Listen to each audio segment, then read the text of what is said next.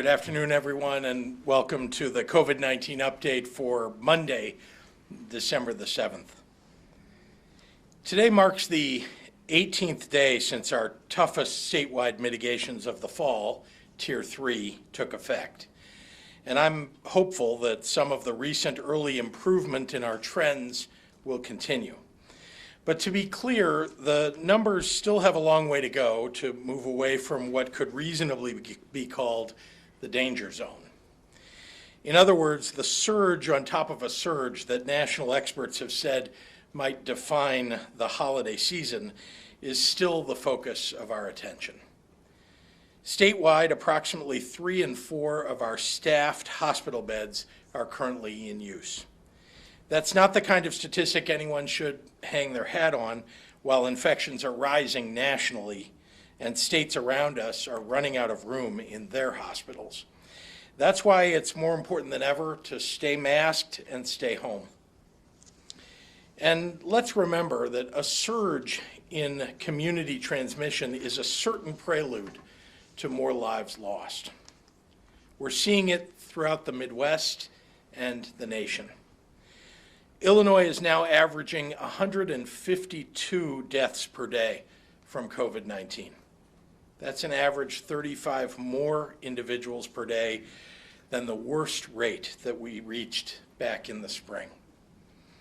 Each of these individuals, and over the last 24 hours, we lost 90 of them, survived for months during this pandemic. Some of them might have gotten tired and let their guard down.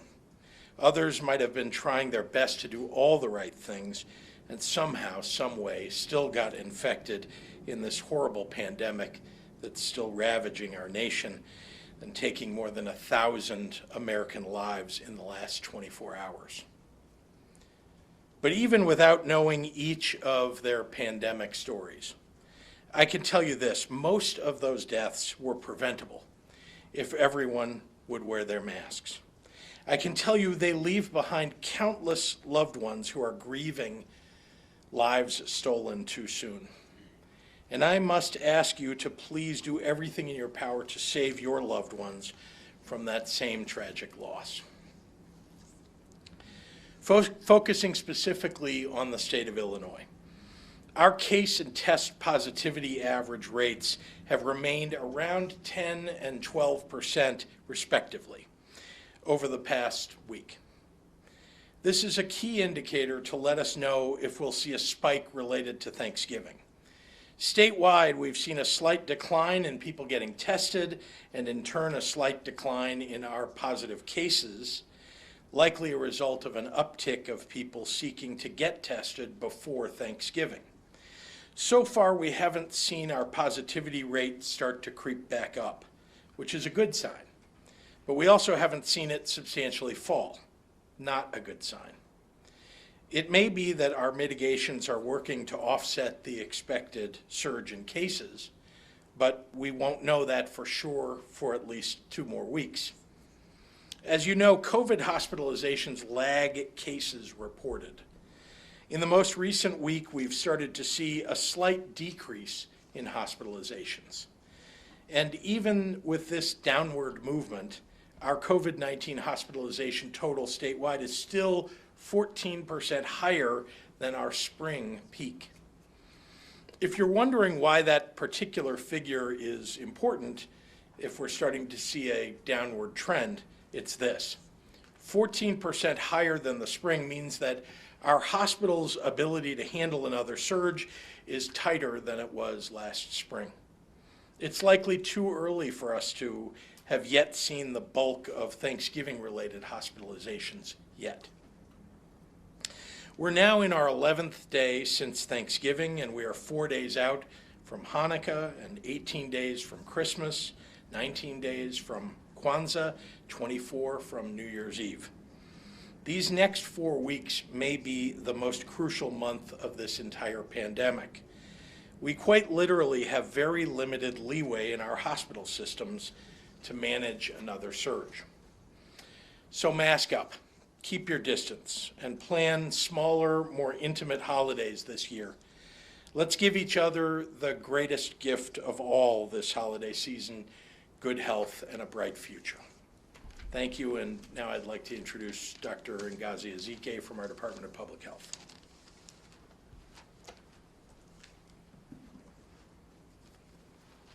Good afternoon and happy Monday.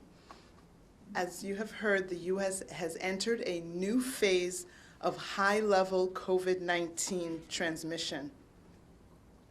Today in the state of Illinois, we are reporting 7,598 new diagnosed cases of COVID-19 for a total of 787,573 cases in Illinois.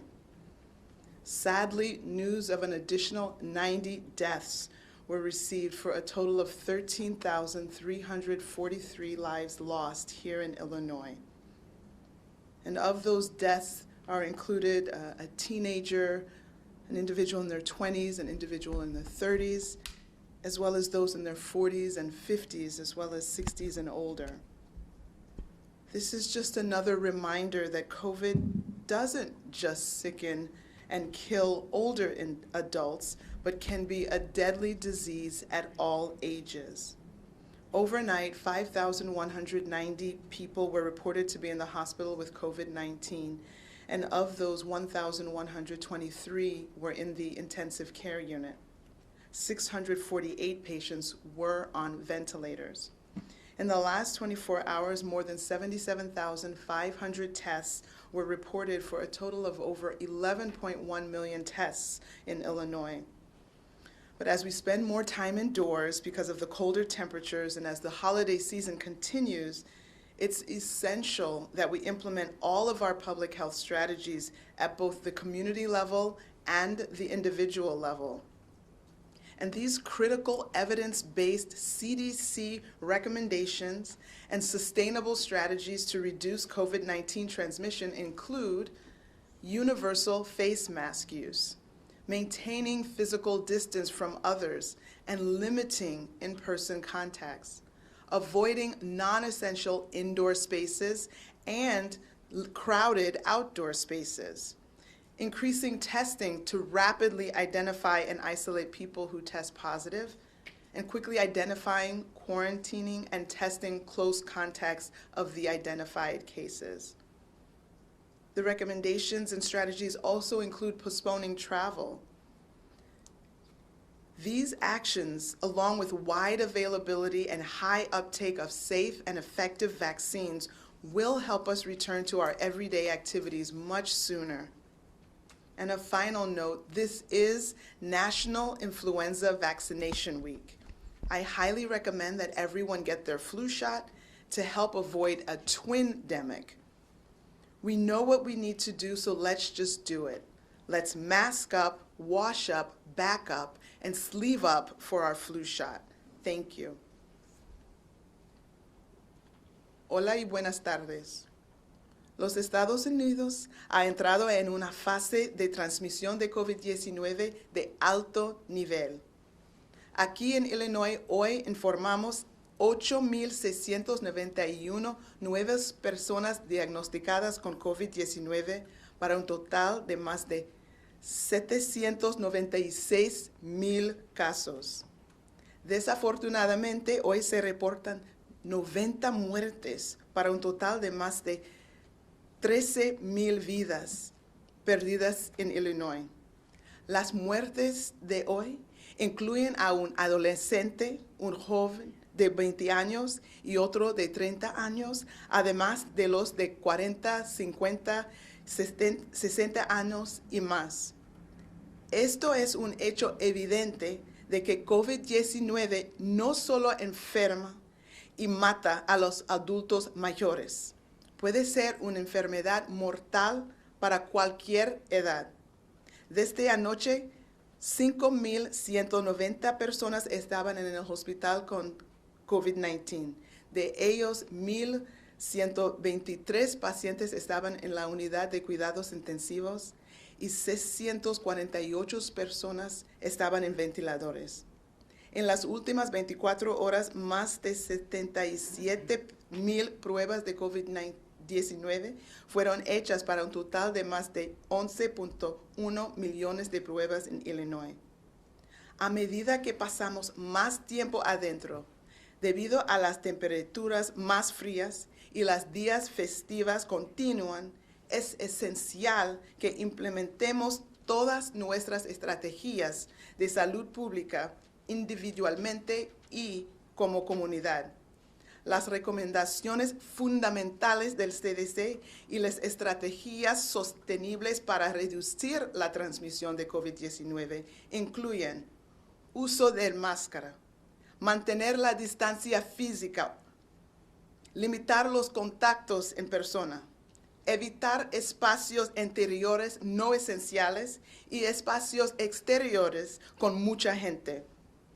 También aumento de pruebas para identificar y aislar rápidamente a las personas que dan positivo. Identificar, poner en cuarentena y probar rápidamente contactos cercanos de casos. Posponer viajes. Todas estas acciones, junto con una amplia disponibilidad de vacunas seguras y efectivas, nos ayudarán a volver antes a actividades normales. Sabemos que tenemos que practicar los 3 M's, máscara, manos y mantener su distancia. Todos los días, todas las noches. Esta semana es la Semana Nacional de la Vacuna contra la Influenza. Por favor, si todavía no se han vacunado, háganlo hoy. Gracias por su apoyo. And with that, I will turn it over to Governor Pritzker.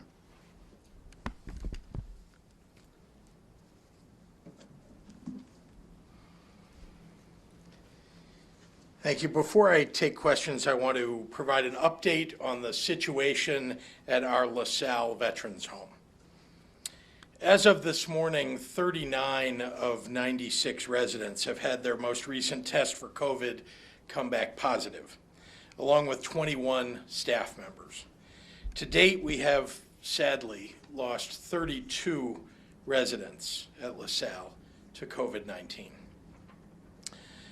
Earlier today, our Department of Veterans Affairs announced that IDVA Assistant Director Anthony Vaughn will be taking over as the interim LaSalle Home Administrator, effective immediately. The independent investigation into the actions of leadership and staff will continue, as will our work with the Federal Veterans Administration experts to ensure that all of our veterans' homes are fully in compliance with all required health and safety measures. We will do everything possible to safeguard the lives of our heroes. Let us make no mistake. These tragic losses serve as a stark and painful example of what happens when community spread is rampant. I mentioned earlier that the number of Illinoisans we're losing each day has surpassed our record from the spring.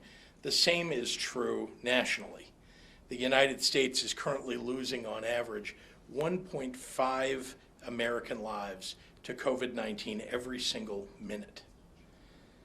The loss of life at our LaSalle Veterans Home is heartbreaking, which is why I continue to use every resource at my disposal to stop the community spread that makes this virus so insidious. We have grieved for far too many of these fatal outbreaks in nursing homes in every corner of Illinois, not to mention in every corner of the nation.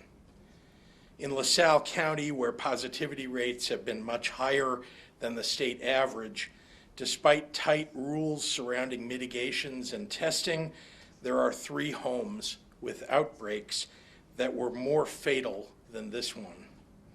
Yes, this virus preys on the elderly, and it looks for a carrier to bring it inside a home, even when significant efforts are made to follow mitigations. But it should never have been this bad. For months now, I have fought so hard to make sure people understand the importance of wearing masks, the importance of reducing opportunities for transmission, the importance of local law enforcement following through on their mission to serve and protect by ensuring mitigations are followed.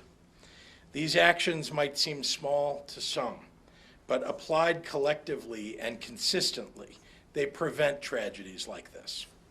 This is why I'm infuriated by those who oppose proven mitigations at every turn, but now profess belated concern. The worst case scenario that I have tried every day to prevent is now our reality in LaSalle. To all those who have lost someone they loved, I grieve with you for the time that was stolen from you.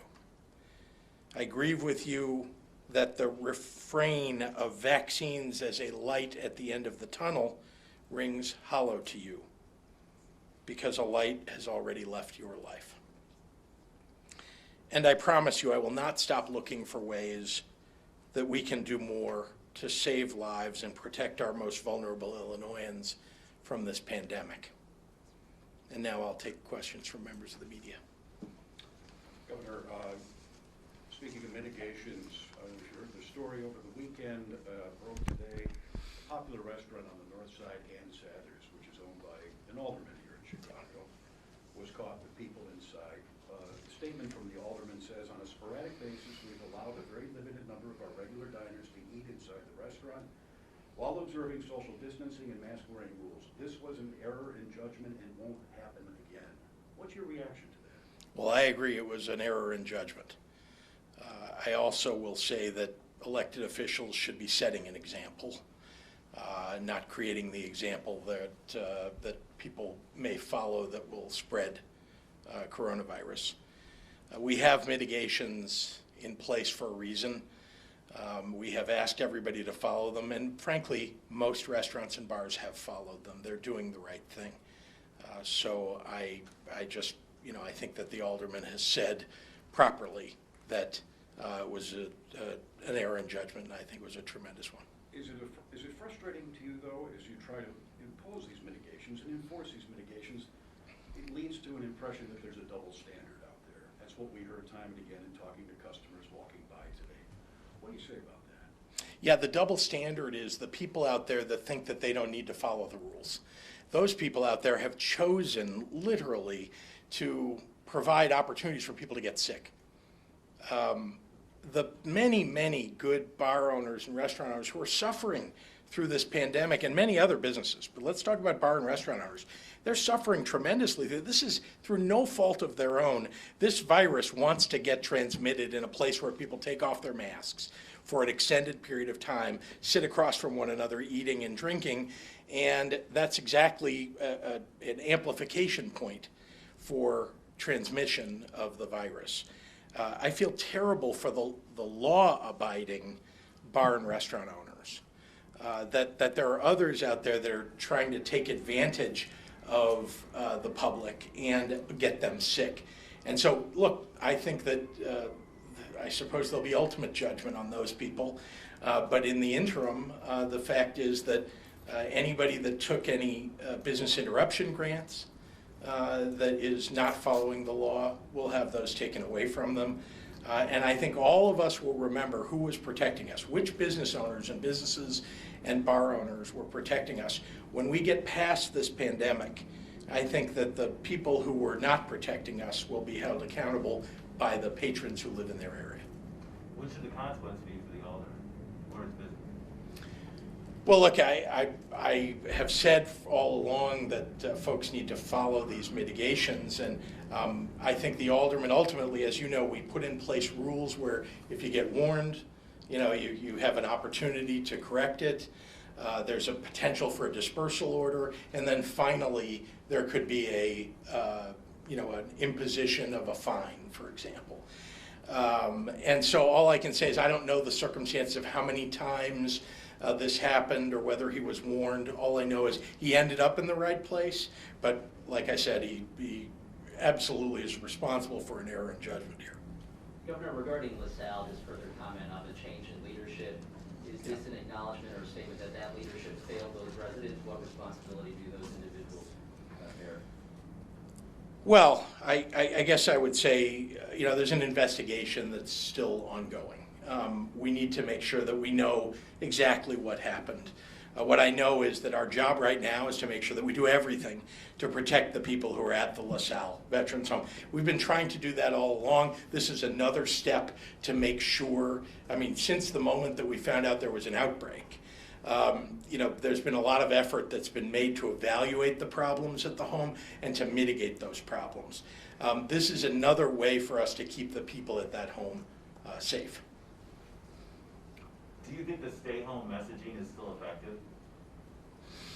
Yeah, remember, we do not have a stay-at-home order in the state of Illinois, right? We have a Tier 3 set of mitigations, which are significant, and they are having, I believe, an effect. We have seen that while the rest of the country is rising in terms of their positivity rates, in terms of the number of cases, in terms of their hospitalizations, ours have been moderating, let's say. They're still high. But yeah, I think more and more people, certainly seeing the massive wave of coronavirus that's hit virtually every state now, I think people are taking a step back and saying, maybe I need to really pay attention to all these rules, and especially around the holiday time when I think all of us want to keep our relatives safe. We'll do one more in the room. A question on behalf of my colleague Elizabeth Matthews. She's asking about the new outreach campaign for Latino and immigrant communities which face high COVID rates. What will that campaign include, and why is it so important? Well, I can't tell you exactly what the art or the presentation is. I mean, I've seen some mock-ups of what the state is doing, but it's very important to communicate in our communities of color where there is a higher incidence of contracting COVID and a higher death rate.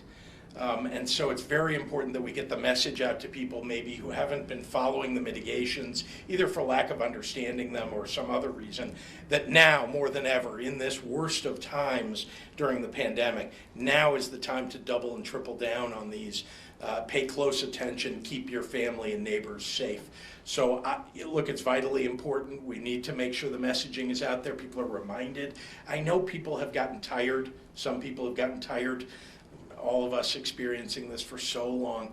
And so just a reminder to everybody, vaccines are on the way, but it's going to be months before, most people in Illinois will have been able to get a vaccine. And so just hang in there, please wear your mask, keep your distance, follow the mitigations. That's what the messaging ultimately is going to be all about, and especially to those communities that have been most badly affected by coronavirus. What do you anticipate, Governor, you're saying it's too early to know the post-Thanksgiving impact. When do you think, that perhaps later this week, would be a good indication of where we are post-Thanksgiving, or is it going to be longer? I probably should let a doctor answer this, but I'll just say that, we've always focused on, 1 to 2 incubation periods as a way to measure how big the surge would be. We're kind of a week and a half, 2 weeks into this, maybe 2.5 weeks now. So there's time still to watch. I called one of the great epidemiologists, great infectious disease doctors just over the weekend to get feedback about the timing, right? Because the numbers looked like they're getting better, and I wanted to know what their impression was. And their impression was, we haven't seen the hospitalizations yet that would come from Thanksgiving. That they're encouraged that the numbers are abating right now, but that's a good thing because we might need that space in the hospitals if the surge is still happening. So we're still watching and waiting. But I don't know, Doctor, do you have anything else you'd like to add? So again, I would say that timing is everything, as the governor has stated, and it's still early. So anything that we're seeing in terms of flattening is a result of other activities, but in terms of the surge that might be anticipated associated with Thanksgiving, remember that it's not just the day Thursday, that usually it was a whole weekend event. We know that the big travel days would be before the Thanksgiving and then also that Sunday. And so I think I'm using that Sunday day saying that we're really only a week out, and so it's really early. We might be seeing a few increased cases compared to the previous days, but we don't like to follow a day or two. We like to see trends. But definitely, the end of this week and next week, we will really kind of get a better handle. Cases. Remember, there's a timeline. The cases happen first. It's not that people just end up in the hospital all of a sudden. You see the spike in the hospitalizations. You'll see the increase in the cases first. That will then be followed by the hospitalizations, because we know a certain percent of those might end up in the hospital. So we still need more time. It's too early to say. We will know more at the end of this week. That'll be 2 weeks out, and then for sure, and maybe in that third week, we can see what's happening and see the extent of the rise. All right. Kelsey Landis at the Belleville News Democrat. When local officials refuse to enforce executive orders and state's attorneys refuse to prosecute ISP citations, will the state revoke or suspend liquor licenses? If so, at what point? So as you know, there the laws around liquor license removal, something that allows a bar or restaurant owner to go through a long series of appeals and so on. So it is possible to have those removed. It's just a much longer period of time than I think any of us would like. It can be done and should be done at the local level. The local liquor commission or local liquor commissioner has the ability to do that and should do that, because people are breaking the law when they have indoor service at a bar or a restaurant. Jim Haggerty at the Rockford Advocate. Dr. Zike, are hospitals seeing patients who are stricken with the flu and COVID-19? And if so, how are doctors treating those patients? We have had some reports of co-infection, but we're not anywhere near the peak of flu season. And the good news should be that as people continue to wear their masks, we should see fewer flu hospitalizations than we have in previous years, because we never wore masks during the flu season. So we're hoping that that benefit of the mask will definitely extend to the flu hospitalizations as well. So keep wearing that mask. We're accomplishing many good things in terms of cutting down infectious transmission.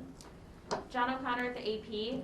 Why not distribute vaccine based on hospitalization rates? Champaign, Sangamon, Peoria aren't in the top 50 counties, but are where the sick people get treated. Will regional site staff get vaccinated even if they are not in the 50 top counties? There are a variety of pieces of that I'd like to respond to, but I guess, in fact, I'd like to call on Dr. Ezike just to answer, I think, most of those items, but I'll come back. If I could just level set by explaining that there are so many moving parts, and no matter what plan that we put forth, there's going to be holes that will be poked in it, and there is no perfect plan. At the beginning, when we created the criteria for just the initial allotment, remember that we are not going to have enough vaccine for all the people that are in 1A. So even the people who are supposed to be at that highest priority, they could go past day 1, past week 1, past week 2, week 3, and still have not gotten their vaccine. Everyone cannot get it on that first day.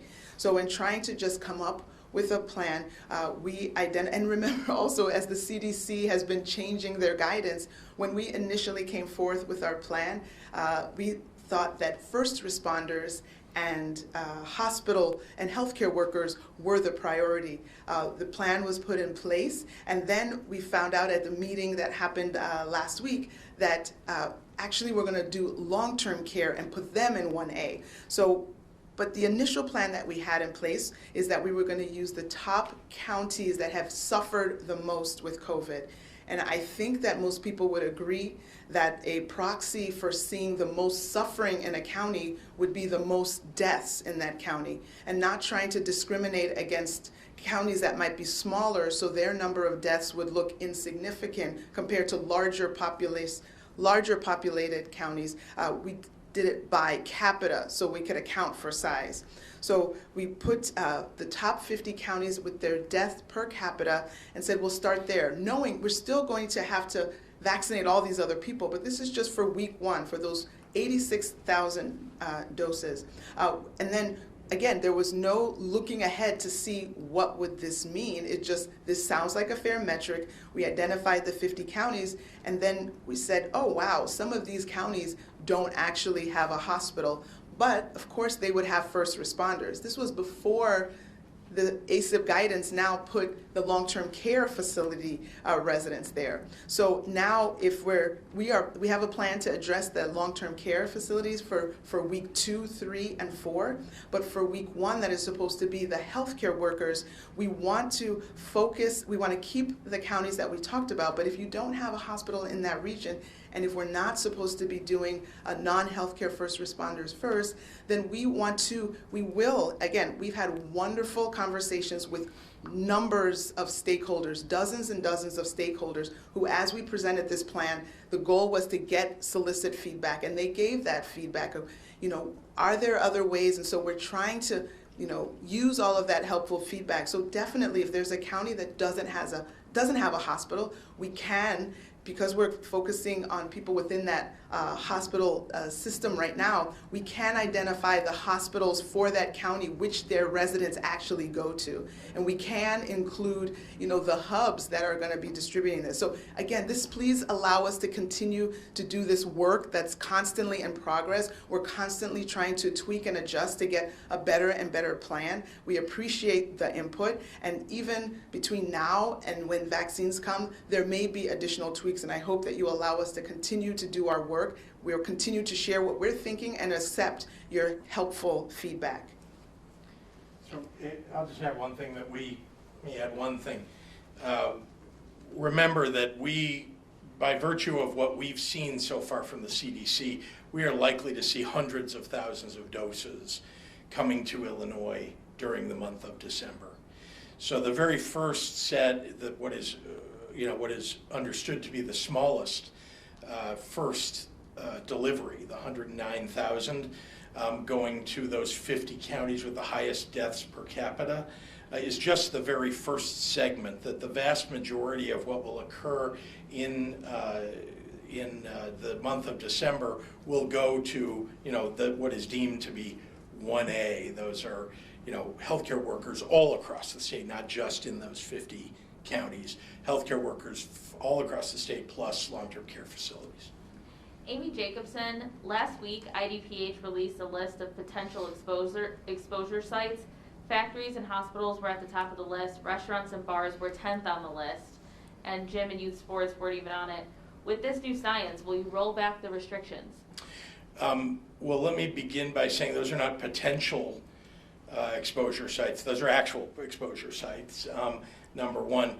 Number two, the reason that bars and restaurants are not near the top of that, as they have been for so much time before, is because we've shut down indoor bar and restaurant service for weeks and weeks now.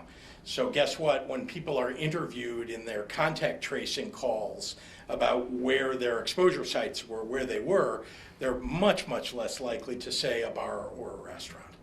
Dave Dahl, WTAX. Speaker Madigan was quoted over the weekend as saying something about helping you get an income tax increase in light of the failure of the graduated tax proposal. What is he talking about? Well, what I can say is that I'm focused on the cuts that need to be made in state government, making sure that we're paring back as best we can, making efficiencies in state government, looking to Republican and Democratic leaders, as I already have, and asking them for their best ideas about what it is that we need to cut in state government. So that's what I've been focused on, and I will say that I have not yet heard back from the leaders about what their best proposals are for what cuts need to be made, and so I'm awaiting their responses. Jim Leach at WMAY. Any reaction to Rep. Hallbrook's 100-person indoor gathering this week, which he says is protected under the U.S. Constitution?